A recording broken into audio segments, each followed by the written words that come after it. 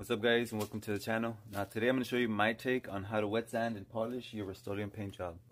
The main reason for a wet sand and polish is paint correction. You see this fender right here? It has a nice reflective finish, real smooth. And over here when you jump over to this door, you get what is called orange peel. And it's pretty much self-explanatory. It looks just like the peel of an orange. So we're gonna have to sand this down with the sandpaper, a real fine sandpaper, and after that it's just gonna leave it into this dull finish, and that's when we polish it. But we'll just get to that, once we finish sanding. Alright, so a few things you'll need are, of course, your sandpaper in 2000 grit. One thing I do recommend getting is some foam blocks. This is so you can wrap your sandpaper around, and when you're sanding you can apply an even pressure with the foam pad. If you try using your hands, you'll be sanding with like the tips of your fingers. You'll be applying pressure and your paint will get an uneven finish. So I recommend getting some foam blocks, and of course just some clean water. And this is a wash mitt. This is just to remove the dirt that's on top of the body right now. So yeah, so now let's get started on sanding down.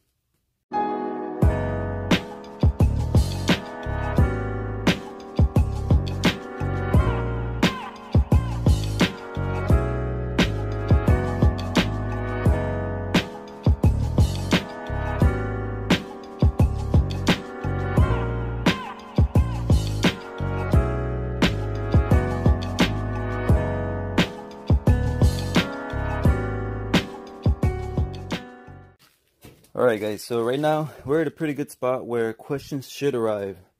You've sanded down your panel and everything looks dull.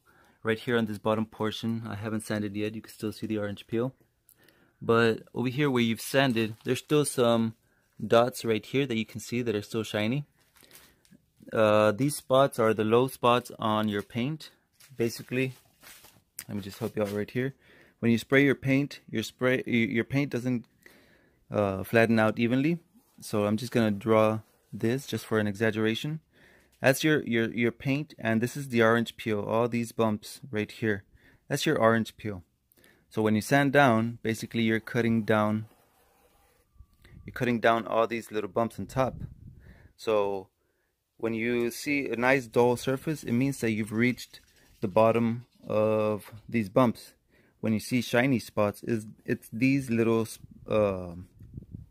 undercuts, or what would you call them? They still need some sanding so you can completely remove. Your paint is only a certain amount of thickness, so you don't want to go heavy on the cut because you will expose your paint underneath. So just, if you get some spots like these, where did I see some? Like right here, there's still some spots. Is it okay to polish on top of that? Yeah, of course, definitely. You can polish that, or you can sand down a little bit more. I mean, whatever you feel comfortable with. Right here, there are some spots like this one, which randomly just popped out. Let's see if I can focus. Come on. So that is basically a dent in your car, so it's bigger than just orange peel. So this is just like an indentation on your panel. So is this.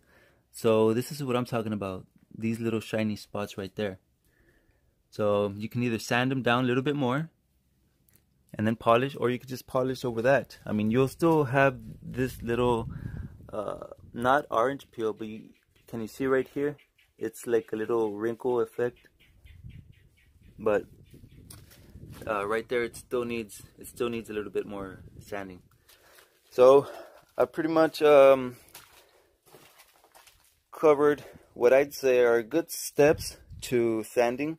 What I'm gonna do is I'm gonna continue all this in sections. I'm gonna do some hyperlapse videos here, there, whatever, so I can try to get this car finished. I want to show you guys the end result. At the end, if I feel like you guys would probably have some questions about something, I'll try to clear them out. If not, of course, the comments are there. So for now, let's just keep going and enjoy the video.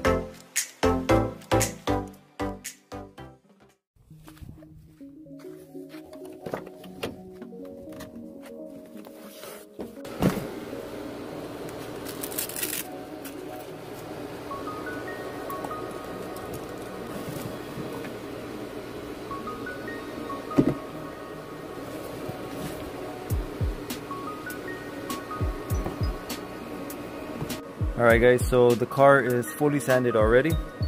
I did this a couple days ago, but all this week I've been pretty busy. So anyways, the compound I'm going to be using to polish it is the Meguiar's Ultimate Compound, this one.